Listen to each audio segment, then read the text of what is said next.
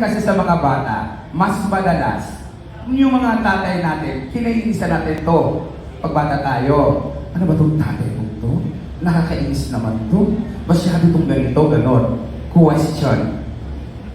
Kay Rudy Fernandez, noong bata ka, ano yung bagay na ayaw mo sa kanya na ngayon ay nararamdaman mo ikaw na pala si Rudy Fernandez na kung minsan kinaiinisan ka na rin ng anak mo, sasabihin mo, para kang papa mo.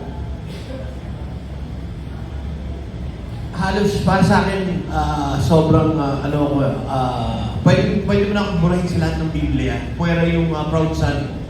Proud, kumbaga talagang bidang-bida sa akin tatay ko. Mahal na mahal ko tatay ko. Kahit hindi na ako maging Abraham, David, o iba pang characters doon, pwede na ako sa proud son. Wala akong sabi sa tatay ko, pero nung minsan nagkaroon ng flaw, kung talagang yung microscope mo, ang papa ko pag nagkamali sa kanya, matagal yung mapatawad. Mahihirap siya magpatawad. Mapapatawad din na, pero hindi talagang patawad na patawad. Halos, kailangan na, huwag kang nagkamali, parang ganun. So, yun yung isang flaw niya as a human. Sa tingin ko, yun yung kung may microscope, yun yung masasabi ko. Pero yung ako na yun, hindi ko alam kung gano'n. Hindi ko alam kung gano'n. Kasi siyempre, nananalig pa rin sa akin yung mga santo, yung Biblia. Pero yung looks na sa akin, pinipilit ko maging kamukha niya.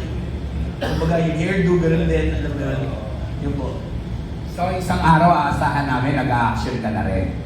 Opo.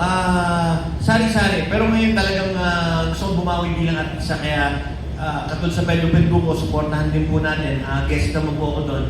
Yun po, kami ni Kitty nandun po. Yun po.